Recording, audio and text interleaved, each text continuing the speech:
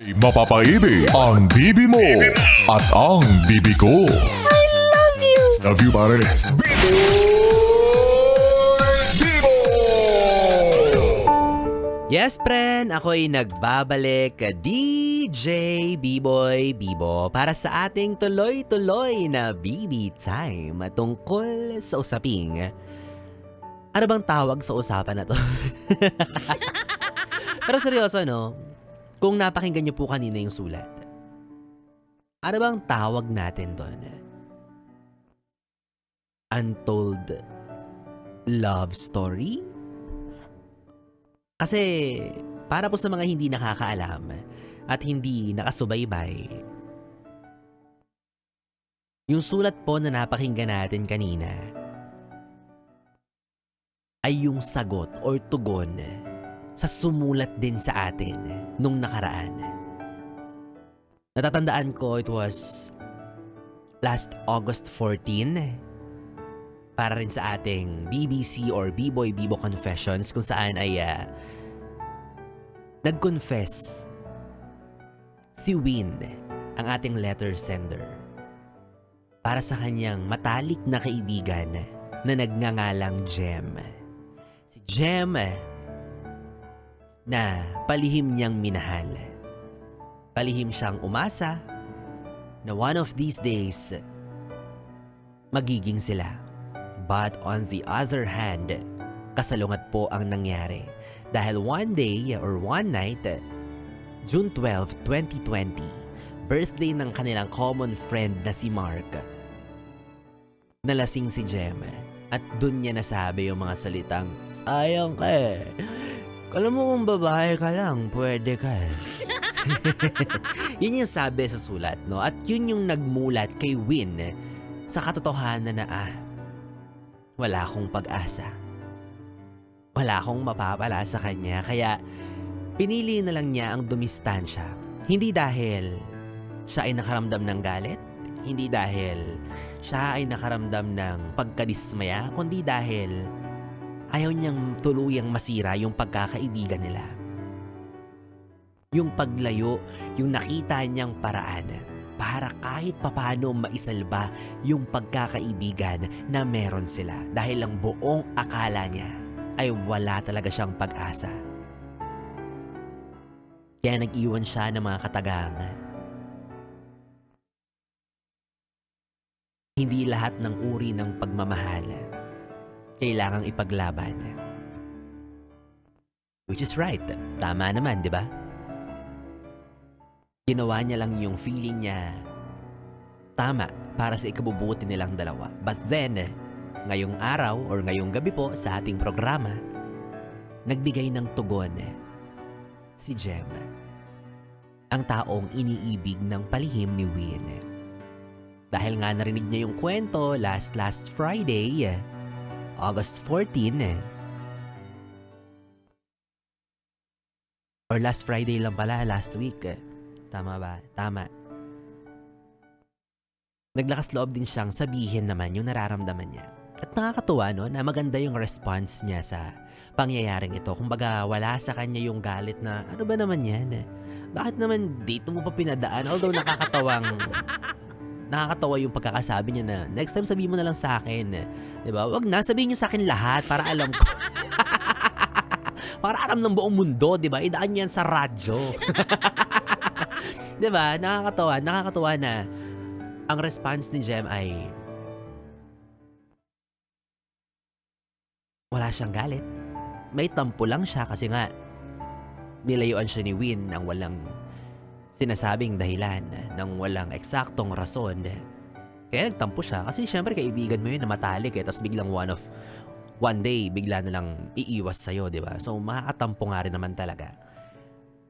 Pero ang plot twist, inamin din siya. Pinagtapat niya sa sulat kanina na there was a time na talaga nga rin namang minahal niya si Win. Diba? Nakaramdam din siya ng pag-ibig. At dito natin mapapatunayan na sobrang napaka-misteryoso po ng konsepto ng pagmamahal. 'Di ba? Kalain mo 'yun. Sinong mag-aakala nung narinig natin yung sulat nung nakaraang linggo?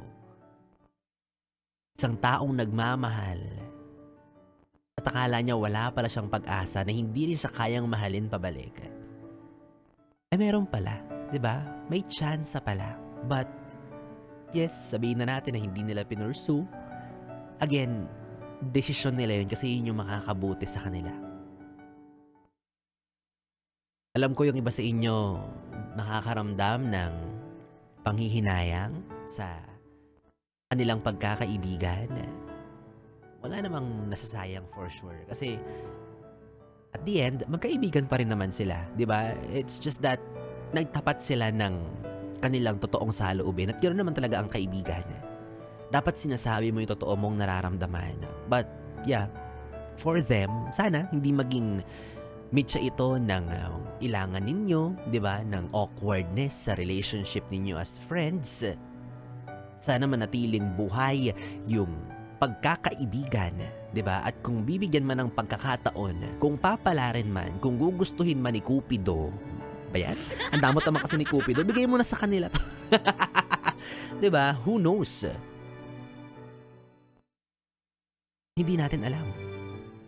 Especially nalaman natin ngayon, 'di ba, na paningin ni Jem ay kamahal-mahal din naman talaga si Win. Pero i-give natin sa kanila yung desisyon na naniniwala silang hindi lahat ng pagmamahal dapat ipaglaban. Maaaring yes, hanggang friends lang sila, so be it. 'Di ba?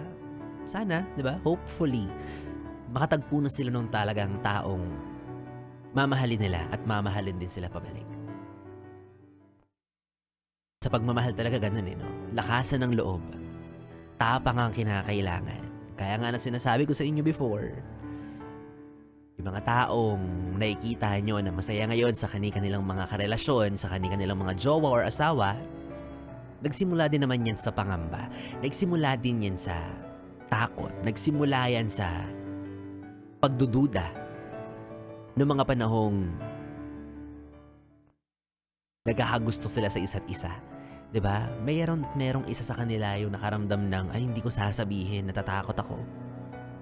Naduduwag ako, baka mabasted ako, baka ma-reject lang ako. But look at them now. 'Di ba? Lahat tayo diyan nagsisimula. Kaya kung ikaw meron kang pangamba, takot sa puso mo, bakit hindi mo subukan? Kung kaya mong sabihin yung totoo mong nararamdaman, regardless kung ano yung magiging kasagutan, kung gusto ko rin ba niya o hindi, hindi mo malalaman kung hindi mo aaminin yung totoo mong nararamdaman. Unless, sa totoong asawa ka niya mag-confess, diba? Delikado yon. Magtapat ka na sa lahat, wag lang sa asawa niya. Matapang, oh. Ay, nako. So, ang bottom line po ng ating usapan ngayong gabi, mga yes, friend. Mahiwaga talaga ang pagmamahal. At laging nananalo ang pagmamahal. Hindi mo alam kung kanino ka tatamaan. Hindi mo alam kung sino ang ibibigay sa'yo ng mundo. Diba? So, as much as possible, make the most out of it. Diba? Magmahal ka ng todo. Magmahal ka ng seryoso. Mahal ka ng totoo.